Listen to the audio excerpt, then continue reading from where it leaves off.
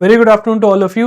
Welcome to Parcham classes. मेरा नाम यशोवर्धन मिश्रा है और आज के सेशन में हम कवर करेंगे आपके प्लेसेस इन न्यूज़ अगस्त 2024 महीने के। ठीक है, तो चलो स्टार्ट करते हैं। सबसे पहले आपका देख लेते हैं क्या था आपका न्यूज़। तो आपका जो प्लेस था न्यूज़ में वो था आपका कूनो नेशनल पार्क।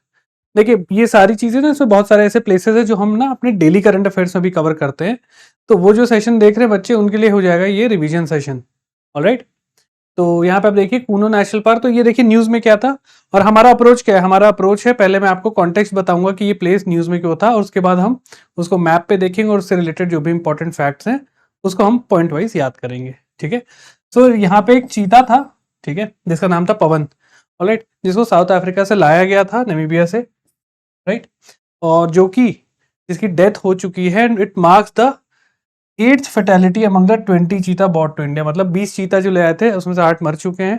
उनमें से जो आखिरी था अभी जिसकी डेथ हुई, इसका नाम था पवन। तो बुरी खबर है ना। देखिए हमें ऐसा लगता है कि नेचर के साथ छेड़छाड़ करना ठीक नहीं है, बट ये जो भी प्रोजेक्ट है कि चीता को रीइंट्रोड्यूस किया जाए इंडिया में। चीता इंडिया से एक्सटिंक्ट हुए है ना, उसके पीछे केवल हंटिंग हम नहीं बोल सकते हैं, अदर रीजन भी थे। मे बी एक जोग्राफिकल या एवोल्यूशन जो होता है उसमें चीता यहाँ पे लेट्स से एडजस्ट नहीं कर पा रहे थे, तभी यहाँ से एक्सटिंक्ट हुए होंगे।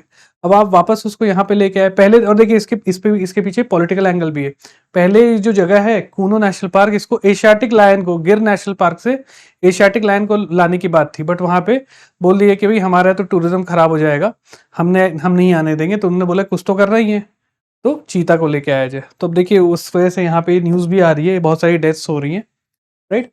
तो चलिए हम पहले हमारे जो एग्जाम पॉइंट ऑफ व्यू से उस पर फोकस करते हैं कि ये नेशनल पार्क आपका कहाँ पे है। तो कूनो नेशनल पार्क अगर आप देख पा रहे हैं, इसका पूरा नाम है कूनो पालचपुर सेंचुरी, राइट। और ये मध्य प्रदेश के श्योपुर जिले में है। इसका कुछ एरिया मुरैना डिस्ट्रिक्ट में भी आता है। ऑलराइट, तो यहाँ पे है, आप ध्यान रखिएगा। ठीक है, मैंने मार्कआउट भी कर लिया, इसके बारे में देख लेते हैं। ये श्योपुर डिस्ट्रिक्ट में इसका एरिया लगभग 748 स्क्वायर किलोमीटर है और चीता को रीइंट्रोड्यूस यहाँ पे 2022 में किया गया था। यहाँ पे इस टाइम चीफ मिनिस्टर आपके शिवराज सिंह चौहान थे। ठीक है, तो बहुत हल्ला भी हुआ था न्यूज़पेपर में, मीडिया में भी बहुत सारी चीज़ें हुई थी कि अब तो चीता आ गया इंडिया में। ठीक है, सो ये चीज़ है। आप लोग मुझे कमेंट सेक्शन में बताइएगा किस स्टेट को टाइगर स्टेट ऑफ इंडिया बोलते हैं। ठीक है, ये कमेंट सेक्शन में बताइएगा। चलिए आगे बढ़ते हैं। नेक्स्ट था आपका लद्दाख। तो जम्मू कश्मीर, लेह लद्दाख हमेशा न्यूज़ में बने रहते हैं और इस बार लद्दाख न्यूज़ में क्यों बना हुआ था? बिकॉज यहाँ पे यूनियन होम मिनिस्टर ने बोला है। यूनियन होम मिनिस्टर कौन है? अमित शाह। तो उन्होंने बोला है, अनाउंस किया है कि यहाँ पे 5 नए डिस्ट्रिक्ट बनाए जाएंगे, राइट। 5 न्यू डिस्ट्रिक्ट, जिसमें कौन का क्या क्या नाम होगा? जंस्कर, द्रास, चम, नुब्रा एंड चंगथांग। तो इससे क्या हमें फायदा होगा या उनको क्या फायदा होगा? It will help in improving the governance. देखिए ये जब भी जिला बनाने का फायदा क्या होता है? फिर बहुत बड़ा एरिया, अगर मैं बोलूं कि 500 किलोमीटर में मुझे सभी लोगों को गवर्नेंस या गवर्नमेंट की स्कीम पहुंचानी है, तो एक डिस्ट्रिक्ट कलेक्टर ही काम नहीं कर सकता है। तो एडमिनिस्ट्रेटिव कन्वीनियंस को बढ़ाने के लिए उस एरिया को छोटे एरियाज में, जिले में डिवाइड किया जाता है। तो यहाँ पे यही किया जाए और ये 5 नए डिस्ट्रिक्ट बनाने की बात की गई है। जैसे मैंने आपको पहले भी बताया, लेह लद्दाख हमेशा न्यूज़ में बना रहता है और आज के टाइम में यहाँ पे 2 ही डिस्ट्रिक्ट हैं, लेह और कारगिल। तो ये देख सकते हैं कौन कौन से बोला गया। तो देखिए जो प्रेजेंटली है ये आपका लेह है और कारगिल, ये 2 जिले हैं पूरे लद्दाख में।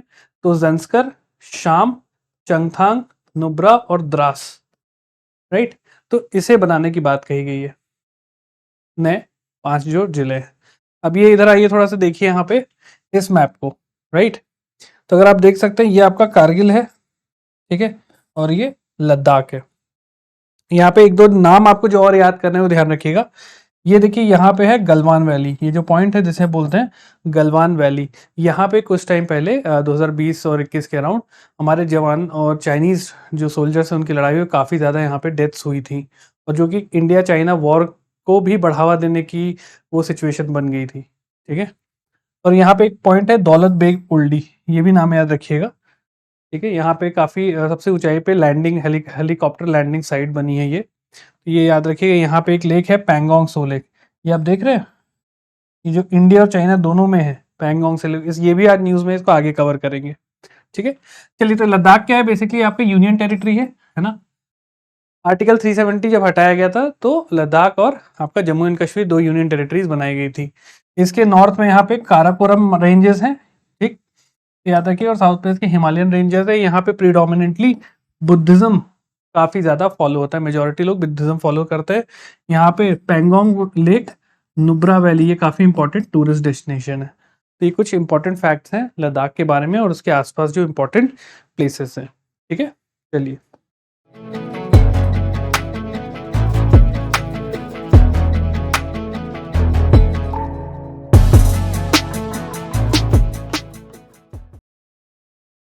नेक्स्ट है आपका हुलोंग गापार गिबन वाइल्ड लाइफ सेंचुरी। हमने पिछले भी प्लेसेस न्यूज में इसको कवर किया था। तो ये देखिए न्यूज में क्यों बनी हुई थी, बिकॉज यहाँ पे जो असम की जो वाइल्ड लाइफ डिपार्टमेंट है, अच्छा ये जो वाइल्ड लाइफ सेंचुरी है आपकी असम में लोकेटेड है। ठीक है, तो असम की जो वाइल्ड लाइफ डिपार्टमेंट ने बोला है, उन्होंने फॉरेस्ट क्लियरेंस के लिए हाँ भर दिया गया है। रीजन ये बोल रहे हैं कि यहाँ पे वेदांता एक कंपनी है जिसकी ऑयल और गैस का एक प्रोजेक्ट बनने वाला है, तो उनको प्रोजेक्ट सेटअप करने के लिए जंगल को सफाई करना पड़ेगा। तो असम फॉरेस्ट डिपार्टमेंट बोला ठीक है कर लीजिए, बिकॉज ये नेशनल इंटरेस्ट में है, राइट। तो नेशनल इंटरेस्ट की बात कह के काटो पेड़। तो अब वो नेशनल इंटरेस्ट है नहीं है, अब वो सरकार जाने। देखो इकोनॉमिकली तो फायदा होगा असम को, प्रोजेक्ट बन रहा है इतना बड़ा, लोगों को एम्प्लॉयमेंट मिलेगी, सारी चीजें होंगी, तो प्रोज एंड कॉन्स सब देखा गया है। देखो लेकिन अल्टीमेटली ना लॉन्ग टर्म में ये प्रोजेक्ट नुकसानदायक ही होगा। ठीक है, नेचर से आप छेड़छाड़ करोगे, नेचर को काटोगे, तो उसमें रहने वाले जीव जंतु कहाँ जाएंगे, शहरों में घुसेंगे। इसलिए आपने देखा होगा कई वीडियोज आते हैं असम में सिटी के अंदर राइनोसर घुस गया है, गेंडा जो होता है ना वो घुस गया है, आपके कई लोगों की डेथ हो गई है, सांप घुस जा रहे हैं। तो आप जब उनके एरिया में जाके सफाई करो तो वो आपके एरिया में आएंगे, और इसी वजह से ह्यूमन और मैन एनिमल कॉन्फ्लिक्ट बहुत होता है। पहले एक बार लोकेशन देख लेते हैं इस वाइल्ड लाइफ सेंचुरी की। तो ये देखिए ये असम का आपका मैप है, राइट। तो हाँ, मैंने एक इस सेशन में एक बार गलती से बोल दिया था कि असम की कैपिटल गुवाहाटी है, नहीं, असम की कैपिटल आपकी दिसपुर है, राइट। मेजर जो शहर है, जो जैसे बोलते हैं ना इंडिया में मुंबई है, वैसे ही असम का हो गया आपका गुवाहाटी। तो यहाँ पे आपका गिब्बन वाइल्ड लाइफ सेंचुरी है, ऑलराइट, ये आप देख सकते हो eastern side of the Assam, alright. यहाँ पे देखिए और भी है, यहाँ पाबीतोरा है वाइल्ड लाइफ सेंचुरी, यहाँ ओरंग नेशनल पार्क है, क्लियर। थोड़ा सा यहाँ पे आप देख सकते हैं, यहाँ पे मानस है। तो ये जो बहुत इंपॉर्टेंट वाइल्ड लाइफ सेंचुरी और नेशनल पार्क है, यहाँ पे मैंने कुछ मार्क किए हैं। अब देखते हैं कुछ इंपॉर्टेंट फैक्ट्स। इसका लोकेशन क्या है, it is located in Assam, alright. Evergreen forest है यहाँ पे, ये 1997 में स्टैब्लिश किया गया था। ठीक है, पहले ये रिजर्व फॉरेस्ट के फॉर्म में था, उसके बाद इसको wild life sanctuary then national park का बताया गया था। यहाँ पे आपका it is the only ape, जो भी इंडिया का इकलौता एप प्रजाति है जिसे बोलते हैं हुलॉक गिबन, यहाँ पे पाया जाता है, ऑलराइट। और बंगाल स्लो लॉरिस ये भी एक प्रजाति, ये भी यहाँ पाई जाती है। अब देखिए इंडिया में दो टाइप के हुलॉक गिबन पाए जाते हैं, वेस्टर्न और आपका ईस्टर्न। तो जो वेस्टर्न हुलॉक गिबन है उसका आईयूसीएन स्टेटस एंडेंजर्ड है, और जो ईस्टर्न हुलॉक गिबन है वो आपका वल्नरेबल है। तो ये कुछ की फैक्ट्स इस नेशनल पार्क के बारे में, आपको वाइल्ड लाइफ सेंचुरी के बारे में आपको समझना है। ठीक है, location Assam and these are the hoolock gibbon जो होता है उसका आईयूसीएन स्टेटस। मूविंग ऑन, आपका ग्रेट निकोबार प्रोजेक्ट।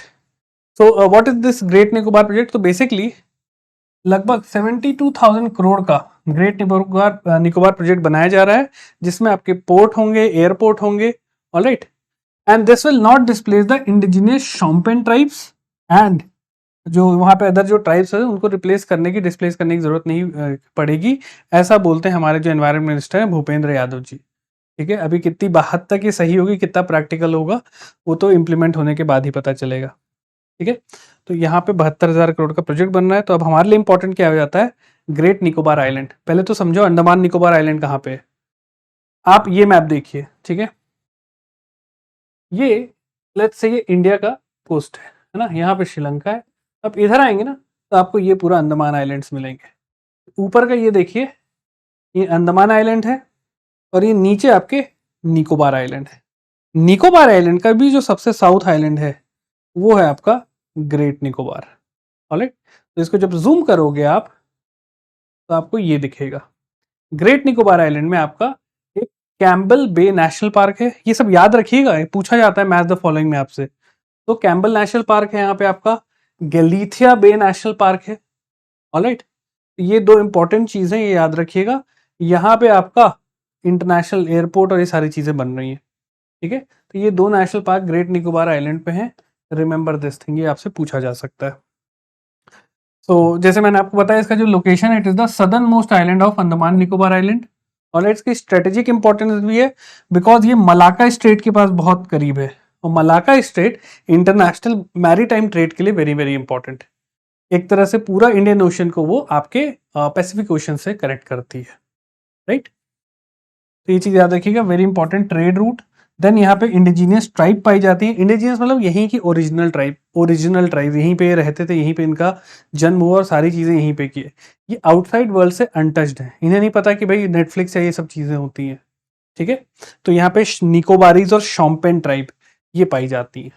ठीक है, these are the particularly vulnerable tribal group, जिसे शॉर्ट में बोला जाता है पीवीटीजी। और इंडिया में टोटल कितनी पीवीटीजीज हैं, आप लोग मुझे कमेंट सेक्शन में बताइए।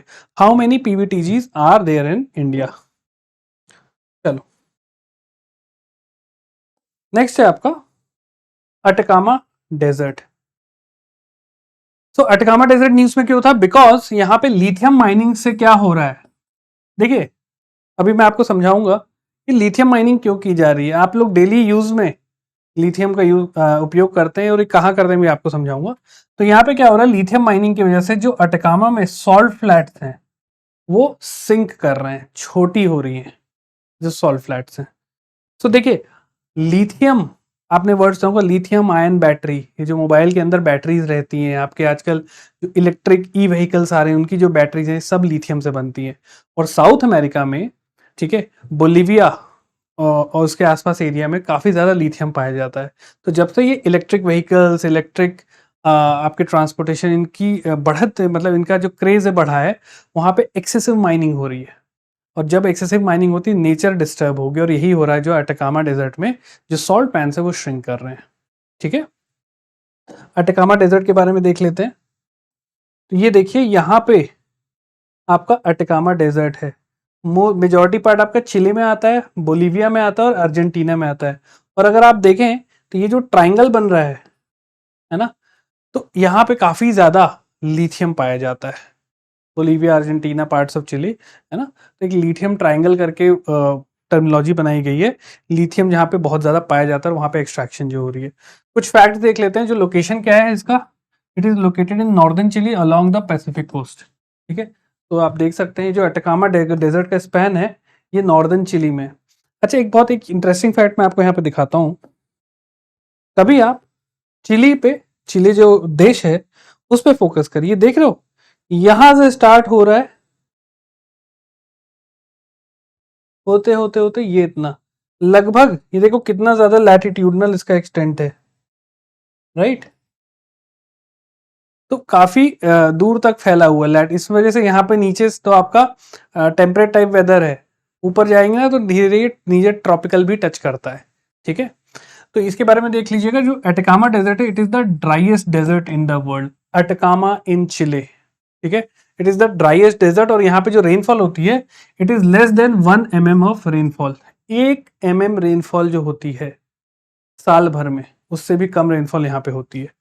और यहाँ पे जो ऑल्टीट्यूड है इस पहाड़ का, है ना, यहाँ पे बहुत सारे जो रेंजेस हैं, यहाँ पे आपके जैसे एंडीज वगैरह, यहाँ पे जो रेंजेस हैं वो 2400 से 4500 मीटर के होते हैं। Then Salar de Atacama, it is home to one of the largest salt flats जो कि श्रिंक हो रहे हैं। सॉल्ट फ्लैट मतलब सॉल्ट की बड़ी बड़ी परतें, है ना, वो यहाँ पे पाई जाती है। इसे सलार दे अटकामा भी बोलते हैं, जो कि लिथियम का एक इंपॉर्टेंट सोर्स है, और इस एक्सट्रैक्शन की वजह से ये छोटा होते जा रहा है। तो ये याद रखिएगा। नेक्स्ट देखते हैं आपका बोट्सवाना। तो बोट्सवाना एक अफ्रीकन देश है। ये न्यूज में क्यों था? बिकॉज यहाँ पे एक 2500 ऑलमोस्ट 2500 कैरेट का डायमंड मिला है। इतना बड़ा डायमंड इंडिया में मिल जाए तो उस आदमी को रात में उठाए ले जाएंगे, है ना। लोग डर के मारे से, एमपी में एक बहुत फेमस जगह है पन्ना, वहां पे डायमंड लोगों को बहुत मिलता है। कई बार न्यूज सुनोगे किसान खुदाई कर रहा था उसको हीरा मिल गया। ठीक है, तो यहाँ पे 2500 कैरेट का, and is the second largest ever found, है ना, दुनिया का दूसरा सबसे बड़ा हीरा पाया गया है कहाँ पे? करोवे माइन, जो कि है आपका बोट्सवाना में। ऑलराइट, तो अब इसको थोड़ा मैप पे देखते हैं कहाँ पे है बोट्सवाना। हीरा तो नहीं दिखाऊंगा मैं आपको, अब नेट पे देख लीजिएगा। तो पहले ये देखो अफ्रीका पे, यहाँ पे देखो अफ्रीका में, सदर्न अफ्रीका में ये जो शहर, ये जो पूरा एरिया, इट इज बोट्सवाना। इसको अगर हम जूम इन करेंगे, आपका आता है ये है बोट्सवाना, जिसकी कैपिटल है गैबरॉन। ऑलराइट, और बोट्सवाना को कौन कौन से देश बॉर्डर करते हैं? नॉर्थ में आपका ज़ैम्बिया, नॉर्थ आपका, ईस्ट में आपका जिम्बाब्वे, यहाँ पे साउथ अफ्रीका, और देन आपका वेस्ट में नामीबिया। तो ये 4 देश इसको बॉर्डर करते हैं। तो लोकेशन देख लीजिए, लैंडलॉक कंट्री है, मतलब चारों तरफ से लैंड से घिरी हुई है। ठीक है, bordered by South Africa, Namibia, Zimbabwe, and it is connected to Zambia via Kazungula bridge. Zambia कहाँ है? बोट्सवाना ये है, ज़ैम्बिया ये। यहाँ पे जो ब्रिज है, वेरी वेरी फेमस ब्रिज, जिसे बोलते हैं कजुंगुला ब्रिज। यहाँ पे एथनिक ग्रुप्स हैं वो आपके पाए जाते हैं स्वाना। ठीक है, देखो ये सब जो नाम है ना कहीं संस्कृत से डिराइव्ड है। स्वान जैसे संस्कृत में आई बिलीव डॉग को बोलते हैं, I am not very sure, एक बार आप देखिएगा, डॉग को बोला जाता है स्वान, है ना? तो एक बार चेक करिएगा आप। तो यहाँ पे की लैंडस्केप देखिए क्या क्या है। यहाँ पे Kalahari desert, very very important. Discovery Channel देखते थे, उसमें जब भी वो शो आता था उसमें बताते कालाहारी डेजर्ट या कालाहारी के जंगल, यहाँ पे विल्ड बीस्ट और शेर रहते थे।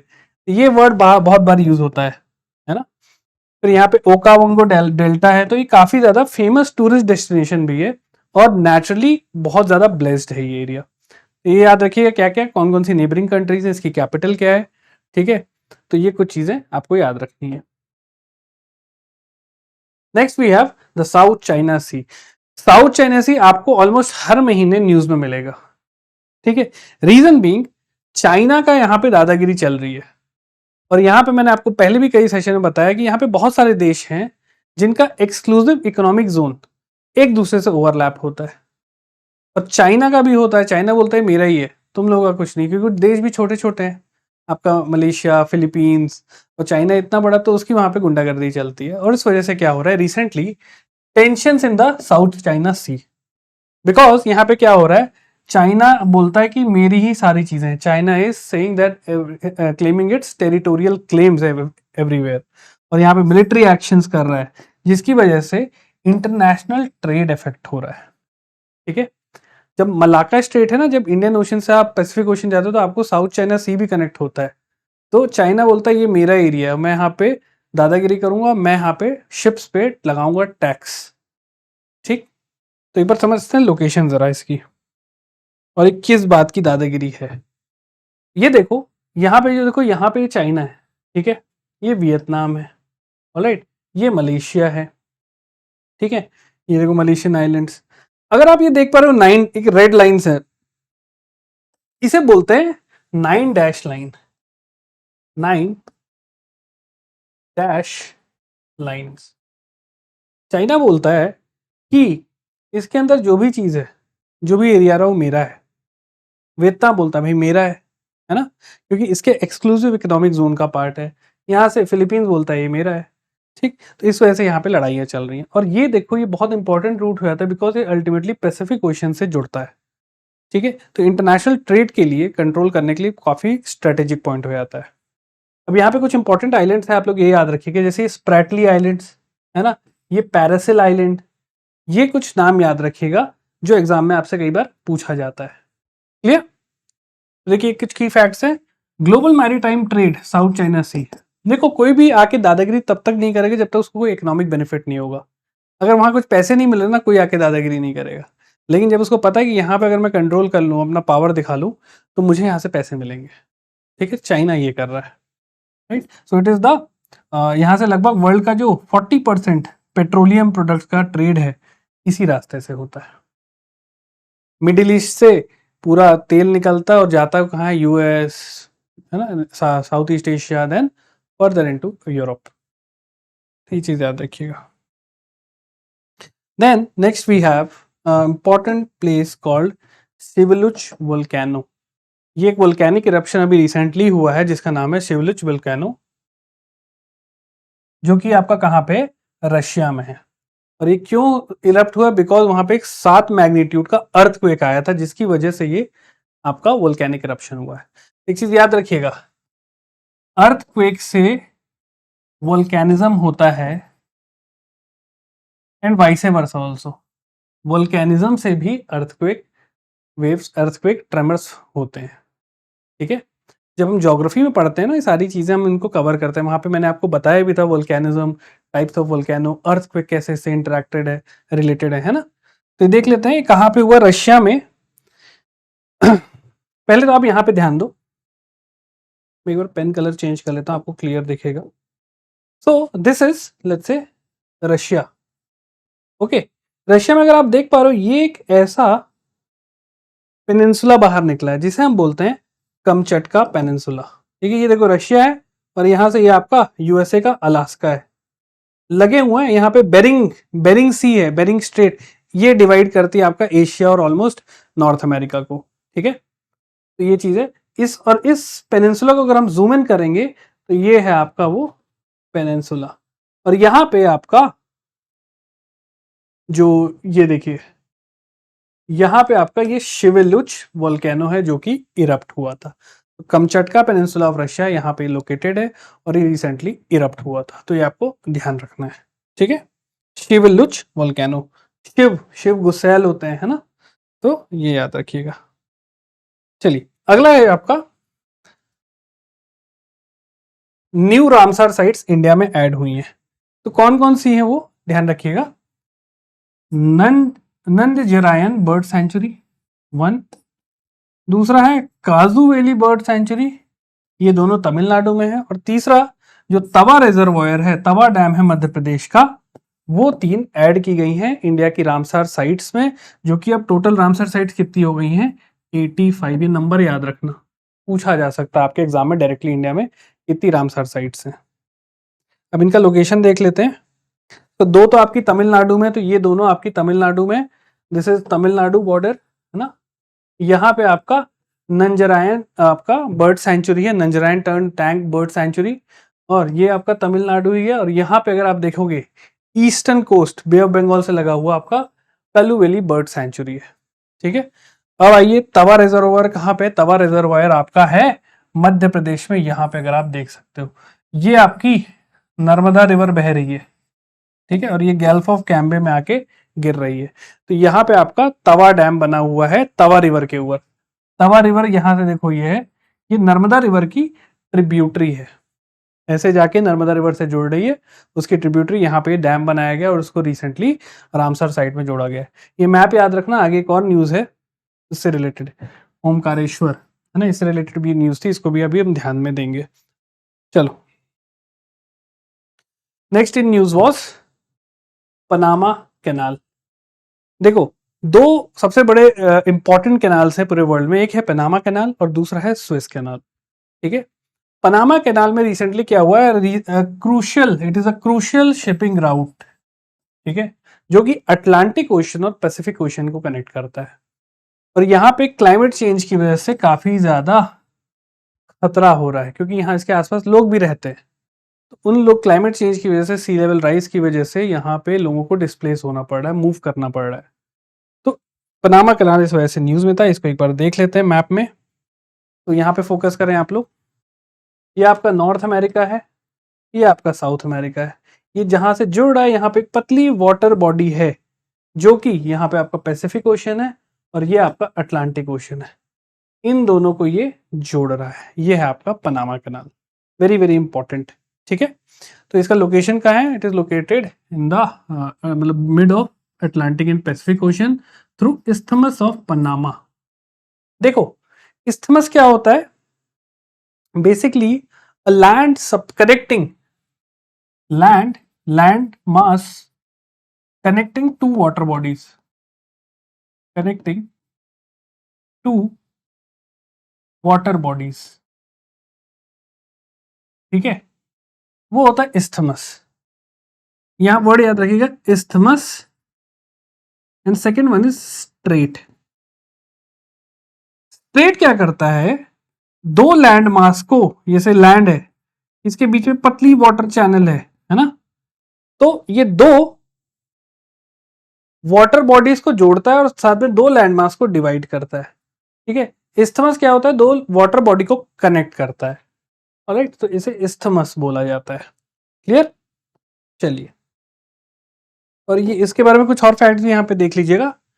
इसका स्ट्रेटेजिक इंपॉर्टेंट क्यों है, अगेन यहाँ पे मैरीटाइम सी ट्रेड के लिए बहुत बहुत इंपॉर्टेंट है।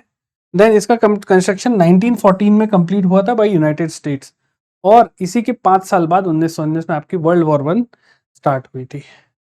वर्ल्ड कनेक्ट होना स्टार्ट हुआ, ठीक है, ग्लोबल पावर शफल होने लगी, वर्ल्ड वॉर हुआ। ज्योग्राफी बहुत इंपॉर्टेंट है हिस्टोरिकल इवेंट्स के लिए भी। ठीक है, तो ये चीज याद रखिएगा। Next we have the Tungabhadra dam. तो ये न्यूज में क्यों होता है, because the Tungabhadra dam in Karnataka experience a significant failure when one of its gate was washed away due to snapped chain link। Basically उसका जो एक गेट हो ना, डैम में बहुत सारे गेट होते हैं जो कि पानी को रोक के रखते हैं। ऑलराइट, और उसमें क्या हुआ, जब ये ओवरफ्लो होने लगता है, बहुत ज्यादा बारिश होगी, डैम का पानी भर जाता है, तो कुछ गेट्स खोल देते हैं जिससे पानी निकल जाता है ना। तो हुआ क्या, इनका जो एक गेट था उसका कुछ चेन टूट गया, जिसकी वजह से पूरा गेट टूट गया, तो काफी बड़ा डिजास्टर होने से बच गया है। चलिए बात करते हैं तुंगभद्रा के बारे में। ये देखिए यहाँ की कहाँ पे है। ऑलराइट, ये देखो, पहली चीज, ये एक रिवर, ये दूसरी रिवर यहाँ पे आके बनी, और फिर ये बनता है आपका इस पॉइंट के बाद से तुंगभद्रा।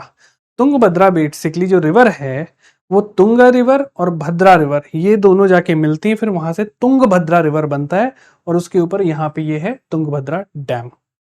और एक चीज याद रखिएगा, तुंगभद्रा जो रिवर है आगे चल के जुड़ती है कृष्णा नदी से, और ये कृष्णा नदी की मोस्ट इंपॉर्टेंट ट्रिब्यूटरी है, ये याद रखिएगा, it is the tributary of Krishna river.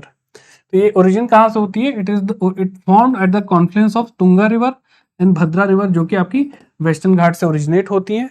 ये विजयनगर किंगडम की एक बहुत इंपॉर्टेंट रिवर थी, ये याद रखिएगा। और इसमें जो डैम है वो है तुंगभद्रा रिवर डैम, जो कि हाइड्रो इलेक्ट्रिक पावर सप्लाई के लिए काफी इंपॉर्टेंट है। ठीक, देखिए, सदर्न इंडिया में स्टील प्लांट्स पाए जाते हैं, कर्नाटका में स्पेसिफिकली, और स्टील प्लांट के लिए पावर जनरेशन कैसी होती है, वहां कोयला तो मिलता नहीं था, वहां पे हाइड्रो इलेक्ट्रिक पावर जब से जनरेट होना स्टार्ट हुआ, स्टील प्लांट्स वहां पे सेटअप होने लगे। भद्रावती स्टील प्लांट कर्नाटका का इसी वजह से यहाँ पे, और उसको जो पावर दे रहा है वो दे रहा है हाइड्रो इलेक्ट्रिक पावर सप्लाई। ठीक है, चलिए, next we have the Saint Martin island.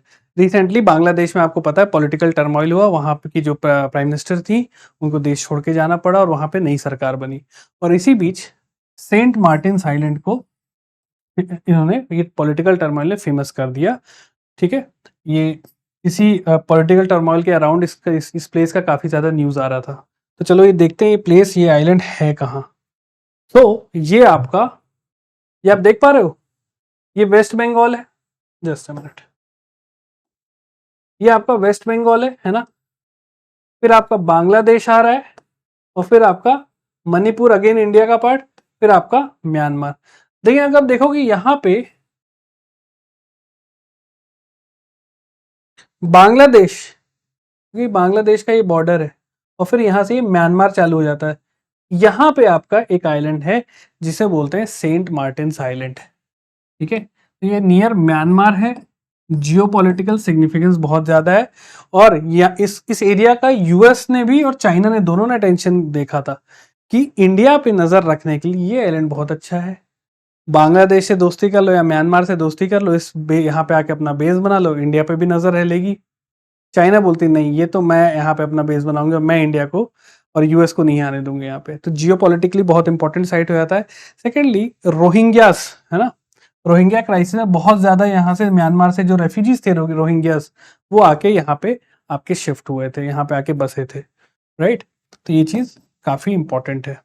और ये एक डिस्प्यूट चल रहा है, ongoing territorial issue with Myanmar, Bangladesh का एक टेरिटोरियल इशू भी चल रहा है यहाँ पे। ठीक है, तो ये चीज याद रखिएगा कहाँ पर है।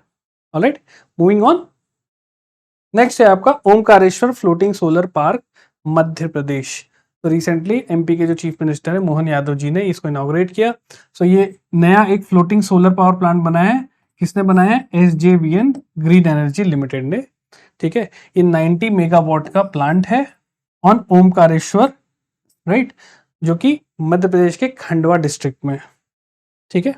ये चीज याद रखिएगा, ओमकारेश्वर कहाँ है, एमपी के खंडवा डिस्ट्रिक्ट में लोकेटेड,